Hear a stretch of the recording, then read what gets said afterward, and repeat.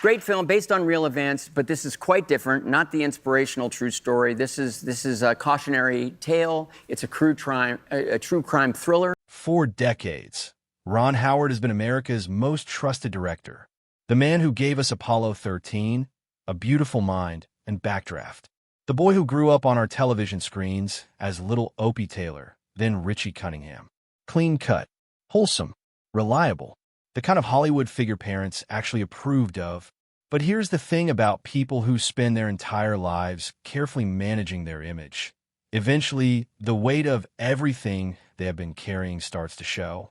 And when Ron Howard finally began opening up about the realities behind his extraordinary career, what came out was not the feel-good American success story most people expected. It was something far more complicated, far more painful, and in certain moments, genuinely shocking. This is the story that Ron Howard spent nearly 50 years not telling. The bullying he endured from co-stars who should have known better. The on-set accidents that nearly destroyed lives. The death threats, the lawsuits, the marriage that almost crumbled under the pressure of fame. The financial betrayals from people he considered friends. And the very real question of whether the wholesome image the world fell in love with was ever the complete picture. Sit down, because this is going to take a while. And it is not entirely good news. The origin story of Ron Howard sounds almost too cinematic to be real. Born in 1954 in Duncan, Oklahoma, to a family with more dreams than dollars, young Ronnie Howard arrived in Hollywood at 4 years old when his parents packed everything they owned and drove west toward possibility.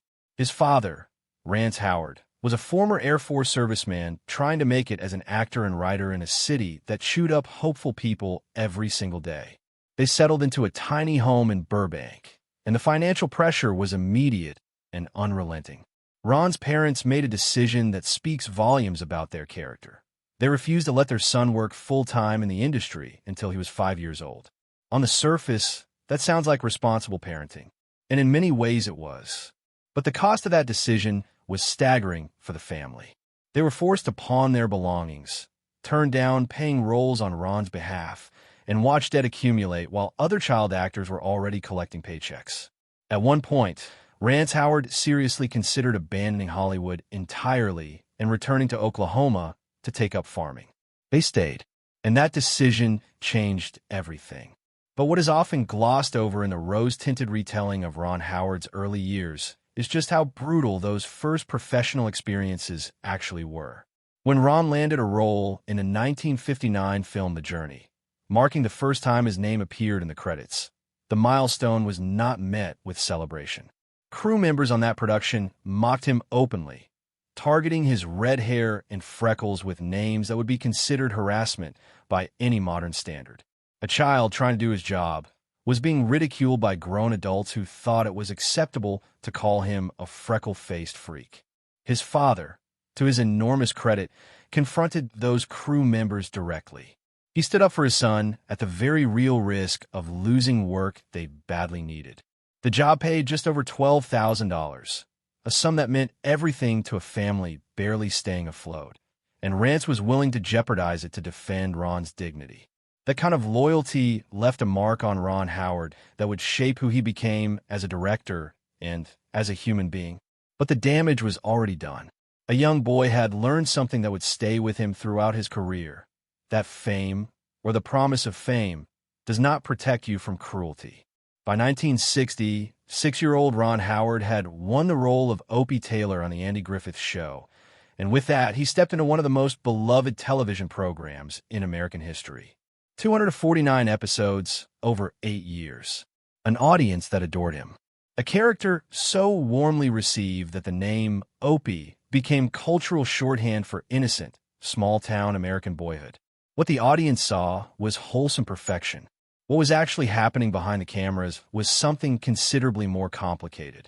Andy Griffith, the show star and the man whose name was literally in the title, became a father figure to Ron Howard in ways that were genuinely meaningful. He mentored the boy, guided him through the emotional demands of performance, and provided stability during years when Ron was growing up at an accelerated and unnatural pace. That relationship was real and valuable, and Ron has spoken about it with genuine gratitude. But Ron also witnessed things no child should witness in a workplace. Griffith struggled with alcoholism during the show's run, and those struggles sometimes erupted in outbursts that rattled the cast and crew. Ron watched the man he admired most fall apart in moments. Watched the public persona of America's favorite sheriff crack under private pressures that never made it into any episode. On one particularly difficult occasion, Griffith publicly read a harsh, critical review aloud and visibly broke down in front of people who depended on him. This is the part of the Opie Taylor story that never gets told at retrospectives or anniversary specials. A child actor absorbing the emotional chaos of adult breakdowns, learning to perform normalcy while surrounded by anything but. Ron Howard spent his formative years becoming extraordinarily skilled at one particular thing. Continuing to work, continuing to smile, and keeping the difficult truths quietly to himself. That skill would serve him well, and it would also cost him enormously. In 1973, Ron Howard was 19 years old, still carrying the Opie Taylor legacy on his shoulders and trying desperately to be taken seriously as a young adult actor. American Graffiti, directed by a then-unknown George Lucas, seemed like exactly the kind of project that could change the conversation. It was edgy, it was cool, it had the kind of raw energy that prestige television could never manufacture. What it also had, apparently, was a toxic working environment that Howard would not speak publicly about for decades. His co-stars Harrison Ford and Paul Lomat, both older, both eager to establish their own credibility, decided that Ron Howard, the former child star, was a convenient target. The harassment was not subtle. Beer bottles were thrown near his car. He was locked inside a trailer, deliberately causing him to miss rehearsals. His drinks were spiked.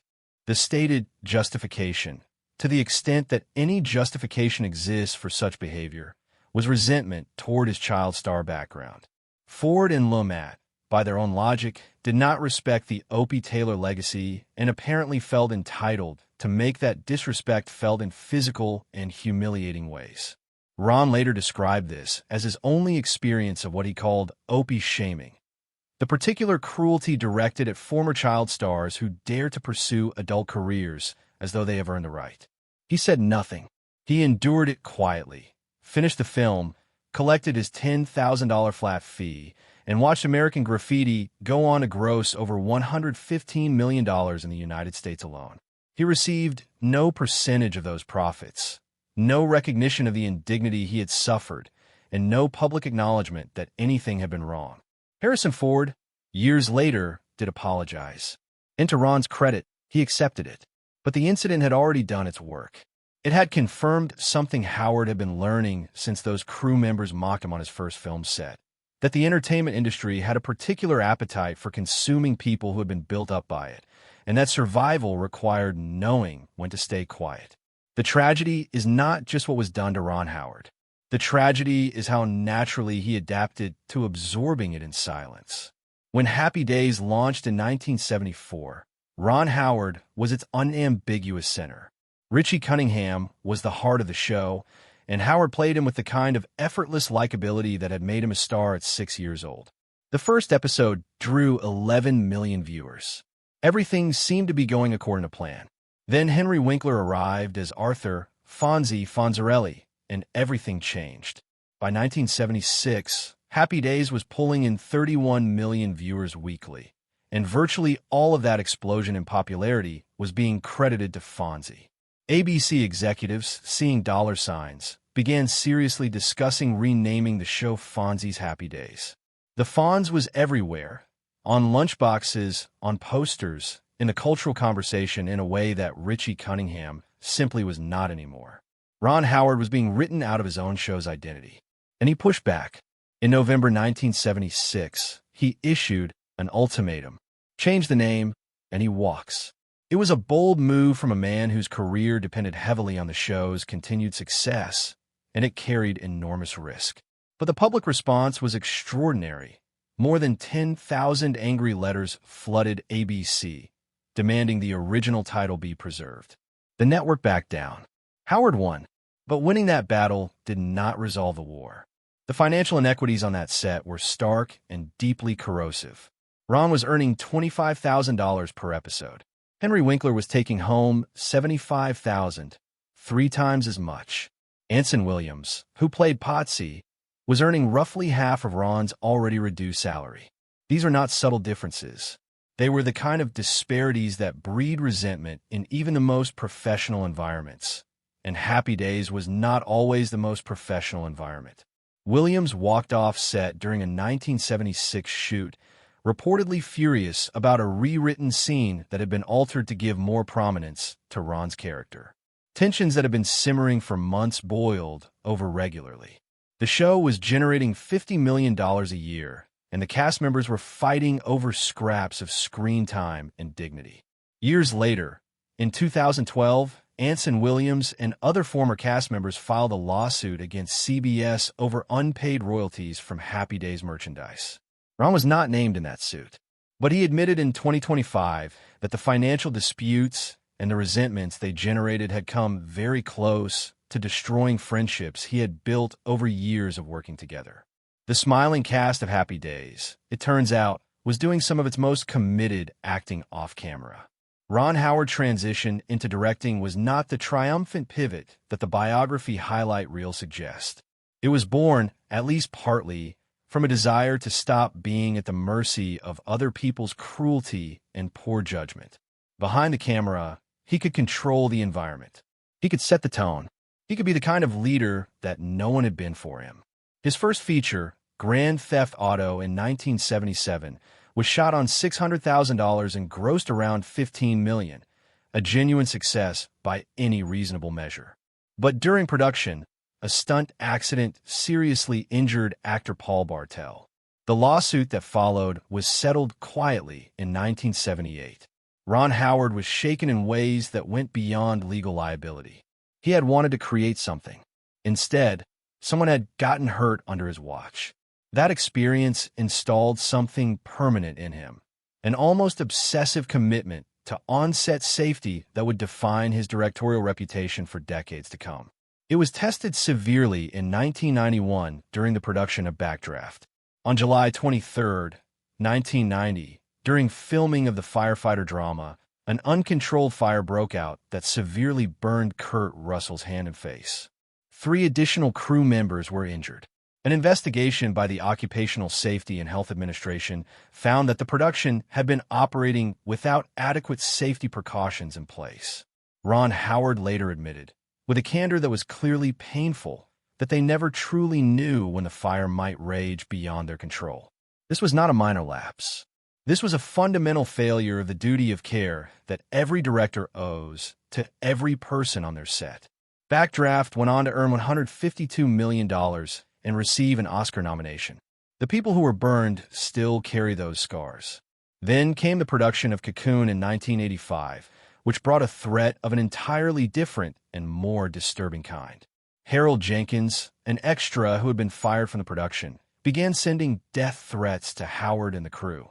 His stated grievance was that the film disrespected elderly people.